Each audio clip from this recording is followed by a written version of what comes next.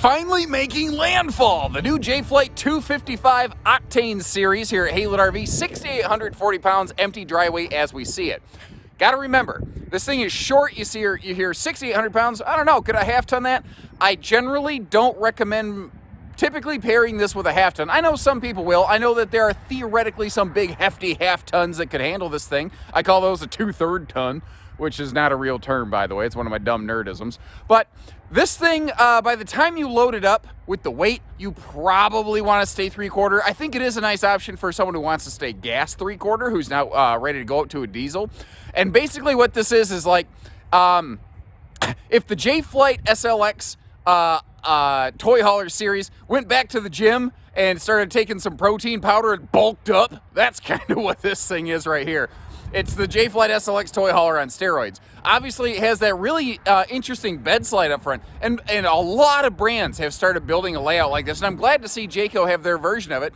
And the thing is, every manufacturer puts their own twist on things like this. And I want to go through and show you the little areas where Jayco did it a little bit differently here in some of the areas that I think makes it stand out. Obviously, there's things like the Goodyear tires and the best-in-class warranty, but there's a bunch of other little, almost even safety features in there that I want to make sure you see. As you can see behind me, I've got the patio mode set up in straight-up party action mode here. It includes a pair of these cool kind of like lightweight Euro rocker recliner jobs. And I tell you what, I could sit myself up there drinking a some kind of iced tea, either the traditional or the Long Island variety, listening to some Travis Tritt, watching the sun go down. That'd be a nice little afternoon right there. What do you think?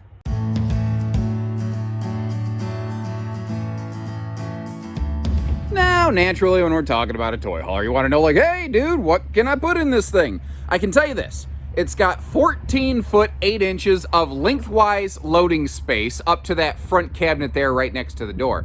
Now, obviously, there's potential overhead measurements. There's potential cabinet to cabinet kind of measurements. There's 100,000 million different little ways that you can measure this thing. Here's all we need. If you want to make sure that your thing can fit in here, just give our team a call with the dimensions on whatever side-by-side or whatever. That being said, I don't see why there's any like Polaris 1000 Razor side-by-side or anything like that that's not going to fit in here. That's the whole point. You might look at it and say, yeah, it's a little bit short on the loading height though. Remember that those benches can actually fold down and ride vertically against the walls to give you some extra loading height. And since this is a 102-inch wide body max width product, you should always have enough space between the cabinet and the little table that folds down between the window there, even for big stuff. Golf carts, side-by-sides, you know, that's the difference between this and an SLX. What the SLX can't, this one can.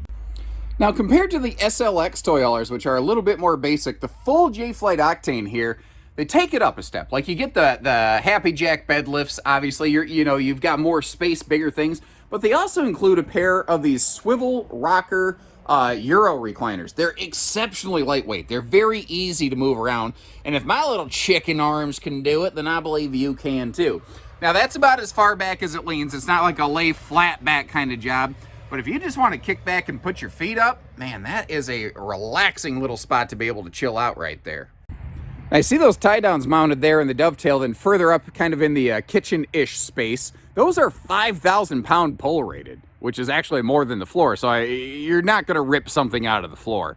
The double flood load lighting right there, that's also very nice if you want to be hanging out here on the patio in the evening. Good for more than just, as the name implies, load lighting. It's also some kind of, good little patio picnic sort of lighting. This is not, I think, a TV entertainment focused floor plan. Like, you've got a little corner up here where if you wanted to mount something, you could. I don't think that most people camping in something like this are super entertainment focused right there. There's actually, I personally feel, a better entertainment center kind of capacity up in the bedroom that we'll see. The tall ceiling in this is also very nice. The tall ceiling, the wide body makes you never feel like you're cramped in. Where that'll come in handy is when we get back to the shower in just a minute. I do want to mention that, of course, you have the option for a 15,000 BTU central air conditioner in there. And note that countertop to cabinet bottom backsplash. I will say, though, if there's one thing I wish, not just this RV, but like almost every manufacturer could please get better at, give us a side splash next to the stove, not just a backsplash. I've always heard that it's hard for production. I've got to believe there's a way. I got to believe there's a way to do it. What do you guys think about that? Now, like all members, pretty much of the Jayco family, we've got plywood drawers, pocket screwed cabinet styles and rails. You got the sealed edge kitchen counters, like a full J-Flight, because that's kind of what this is. This is like a full J-Flight toy hauler. You have the nice sink covers there, the stove, the flush mount stove cover. That's again where this is a step up above the SLX. I like the shelving in that overhead cabinet to really maximize the storage.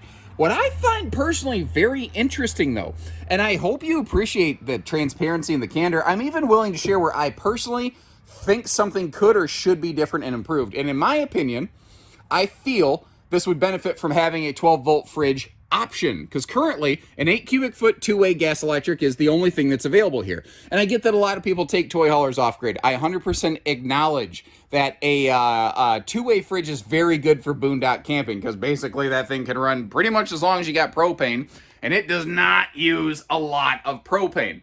I would personally still like the option of a 12-volt fridge, but I'm just one guy with one opinion. I would really like it if you folks, let me know, do you agree? Do you disagree with that? Leave me a comment, let me know what you think. Now, those two swivel chairs that we saw here, you can bring those inside if you want, and that table can flip up and give you just an amazing view out here, directly under your awning, right on the door side of the RV. To me, that is the place that I think you want, a big window right on the door side of the RV. And the weird little thing that makes this floor plan work, it keeps the whole thing so much shorter than like a normal private walk-around front bedroom, is this bed slide over here. It is very different. I really like how Jayco accomplished this front corner up here. I love all the windows in the bed slide. That was just a absolute masterclass move right there. It makes the whole room, like the bedroom in effect, look and feel larger. And this interesting mounted mirror right there. There's almost like you could slide some stuff behind it for storage, but that also, it gives you a bigger perception of negative space. It makes the whole thing look and feel larger. Now, this does look to be a short queen. I want to point that out right away. There is room if you wanted to go to a long queen, you could, but you're probably going to lose the ability to walk around it. But here's an interesting thing. They built the bed slide actually quite wide. If you wanted to go to some kind of Camp King, you'd be able to do that here and squeeze that extra width in. There's also an interesting little thing right here I noticed. That silver little switch, that is a little delimiter safety switch. It has to make contact with that plate right there. Otherwise, the bed slide will not close, so you cannot accidentally crush stuff. You can see, if I back up a little bit, we got that storage chest kind of below it, and obviously I'm just with one little chicken arm, I can lift that thing up. It's not too awful complicated. I like this shelf up here too. Sometimes you just need a flat spot to be able to set things, the couple dresser drawers in there. And, also on the right-hand side, there's some closet space. Let me get you a better angle on that. Figure as long as we're doing it, I'll get these drawers open so you get a peek there. Maybe you can see a little more three-dimensional nature. You can peek behind that mirror just a little bit. But again, if you look up top here, there actually is a hanging rod up in that closet. A little bit dark in there, but you can see enough shine coming off it. So you do have some hanging storage on this one. And if I lie back a little bit, this is what you're going to see straight across from you in the bed. If you want to go TVing, personally, I think this is on a rainy day. If I was going to be stuck watching TV, I'd probably grab some pillows. I'd probably turn my bed into some kind of sofa lounge. And this is probably where I'd hang out. I think back here, this is like the walking and talking social space. Whereas over here in the bedroom, I kind of feel like, this is going to be our TV space. Maybe get you a little bit better view of this. I got it buckled in place. This is how it rides down the road. There's just a little kind of safety strap that grabs it in place right there. Obviously, the mattress does fold. That does mean that if you want to replace the bed, you might have to wrestle with it a little bit if it doesn't have that fold right there already. But I realize this is going to sound funny. I actually don't really look at the camera most of the time when I'm recording, so I thought, I wonder if they actually got a really good look at that. Little Jayco details like the locking bathroom door, that porcelain bowl foot flush stool, those are some nice touches. And I like how the sealed countertops actually persist over here in the bathroom. Now, with this being a true toy hauler, this is tall. You do not have to worry about headroom in here. That is a nice big wide open feeling shower. And I tell you what, I was actually quite surprised how much legroom there was. At first I was like, man, maybe they should have angle mounted that toilet. I don't think they need to. It worked pretty fine. But one of the things I think is so cool about toy haulers is the fact that they're easily hands down the most flexible concept out there. Like, yes, obviously you could load some stuff into it. I'm sure you've seen a toy hauler. You understand how a Happy Jack bed and the lower dinette system, the free floating table, I'm sure you get how all that works. But you know what you can't do in just every toy hauler? Is turn it into a rear living room couples camper, which is interestingly something you can do here. So what if like you're like, well, so we take a trip or two to the dunes every year, but we don't always do that. We kind of just want something that we can use the rest of the time. This is a really interesting option because of those two free floating chairs. You can turn this into a rear living room. You could turn it into a rear dinette. You could turn it into a bunkhouse with the Happy Jack beds. You could, this is one camper that could frankly work for a lot of different households. And that's my message to you guys. Try to look at it as more than just a toy hauler. What else could it be to you? How much more use could you get out of it that way? How much more return on investment could you get? That's the way to look at one of these things. Now, I always like to try to take the extra time and effort to close RVs up and show them in travel mode. On a toy hauler, that's a little bit different because obviously you've got those power beds, and on this one you've got those nice kind of, swivel rocker recliner jobs right there. Now, the cool thing is those don't have to be strapped down right there. You can put them wherever works for you. So, and also remember you've got these sofa bed things. I've got them positioned horizontally right now to give you maximum loading width. You can also ride up and down the road with those vertically against the sidewall if you need maximum loading height.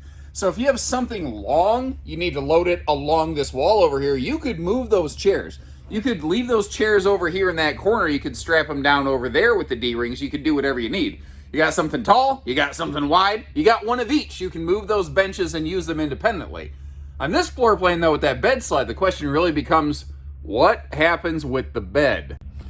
And it kind of reminds me of like a motorhome where you have a slide-out bedroom next to a bathroom. Actually, it's exactly like that because, if the bed didn't fold like this, it would smash against the wall, and then you'd be a very unhappy camper. So you do lose the bed in transit. I think a lot of toy haulers have very limited travel accessibility, so it's not necessarily like the weirdest thing I've ever seen. I would like to be able to use the bed in transit, but you can't. Well, and again, with this being just a big giant toy hauler, you have all that headroom over here in the shower, and obviously the bathroom's easy to access. What is kind of cool too, if you think about it, if you do need to make a travel stop, since the refrigerator is right here in front of the door, you could stop, grab a bite to eat. You might be able to shimmy around something to get to the sink. It just depends on what you're loading. But depending on where you're parked, you may be able to just pop the bed slide open and rub the sleep out of your eyes overnight real quick so that you can continue on in the morning. And I tell you, one of the first things that struck me when I first stepped out here, what an improved appearance compared to the previous generation of Octanes. Octane is one of those, it felt like it kind of got left behind, and it feels like they're finally on their way back to where they should be. And big power awning on this thing. LED lighting, of course, but I mean, man, that is a lot of patio coverage right there. And you're not seeing outside speakers, but they are actually built right into the awning arms themselves. Now, I was really kind of curious about what kind of cargo space are we going to see on this thing. And I tell you what, it is a big cavity. It's a little bit unconventional in size. Like you might want to put some kind of drawers or tubs or totes. But what I notice is, if I'm doing, this is like a lower GI endoscope sort of view. It goes all the way up to the ceiling. And I thought, ooh, that left-hand wall over there, that is just begging for things like some fishing pole mounts, which is something I wish more manufacturers would actually do from the factory level. I don't think it would even have to be anything expensive. What do you guys think about that? I'd love to see not just Jayco, but any manufacturer come up with almost like a hunting and fishing package, if that makes sense. Because I could see this being a very popular option for an outdoors person. Maybe you're just loading a kayak. Not everybody needs the side-by-side, but maybe you're using a Ranger or something like that to get to your spots, because I know that sometimes you go through some thick brush. By the way, this is a wider 102-inch wide body. That's 8.5 feet. That's the maximum width you can have before you need to start wide load placarding your RV. Notice how all of the windows open and are tinted, which is a nice touch. And this over here is our generator prep. That's going to be another one of the differences between the SLX toy haulers, which is more of a crossover camper, and this Octane. This is what I call a true toy hauler. It has factory gen prep. It has a fuel station built right in. Right above these Goodyear Endurance radials, We have both a black flush and outside shower. All of our hookups right here. Sewer hookups just in front of the tires up there, if you take note of that. The always-on side mount ladder, giving us access to that Magnum Truss walk-on roof, which also has roof solar prep, by the way. So if you're really looking to kind of get off-grid up in the sticks and the mud and the blood, this is a camper that could be upfitted to handle things like that. Or you can just pop a generator into it and be good to go. Kind of like I said in the beginning, if you smell TROUBLE, you got the Travis Tritt patio package, brother. I don't know why I'm on such a Travis Tritt kick today. So please leave us some comments. Let us know your thoughts. Do you like it? Do you have any questions? Is there something you'd like to see different? Like I asked you questions about the fridge there. Your feedback really matters. I will make sure that gets back to the factory. Short of that, anything else you need, we do it here at Widht RV. We just don't do hidden dealer fees along the way. So take care, stay safe, have fun. Remember, hit that subscribe button, everyone.